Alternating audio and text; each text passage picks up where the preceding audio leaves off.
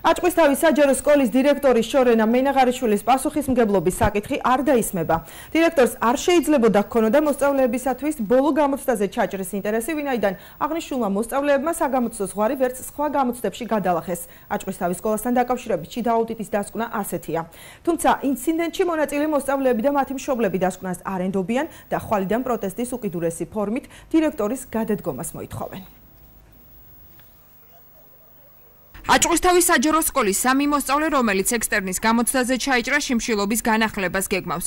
გადაწყვეტილება აჭარის განათლების სამინისტროს აუდიტისა და ინსპექტირების სამსახურის დასკვნას უკავშირდება, რომლის თანახმადაც დირექტორის პასუხისმგებლობის საკითხი არ დაისმება.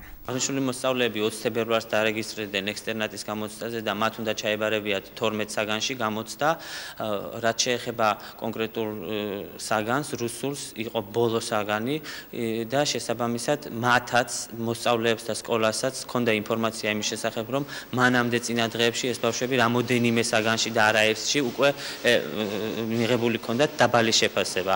აუდიტისა და ინსპექტირების სამსახურის უფროსის ალექსანდრე მჟავანაძის მტკიცებით შესწავლის შედეგად გამოიკვეთა, რომ ექსტერნის გამოცდაზე რუსული ენის გარდა მოსწავლეებმა გეოგრაფია, სახელმწიფო და სამართალი, ფიზიკა, მათემატიკა და ბიოლოგია ვერ დაძლიეს.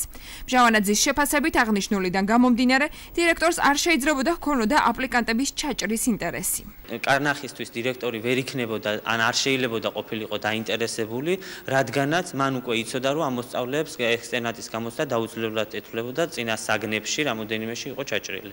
ინციდენტში მონაწილე აჭყვისთავის საჯარო სკოლის ყოფილი პედაგოგი ამბობს, რომ სამინისტროს პრობლემა ადგილზე არ შეუსწავლია და დასკვნაში მოყვანილი ფაქტები ტყუილია. ხათუნი მენაბდის თქმით, მოსწავლეები არ დაკითხულან. განათლების სამინისტრო დღეს აჭარის განაცხადა ურცხვით ტყუილი, რომ ჩატარდა მოკვლევა.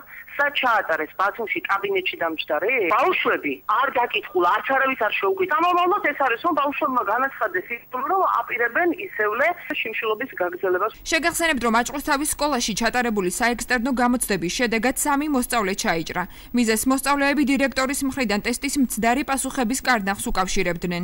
ამასთან გამოცდაზე მიღებული არასახარბიელო შედეგების შემდეგ მხარეები ერთმანეთს ჯერ სიტყვიერად დაუპირისპირდნენ, რაც მოგვიანებით ფიზიკურ გარჩევაში გადაიზარდა.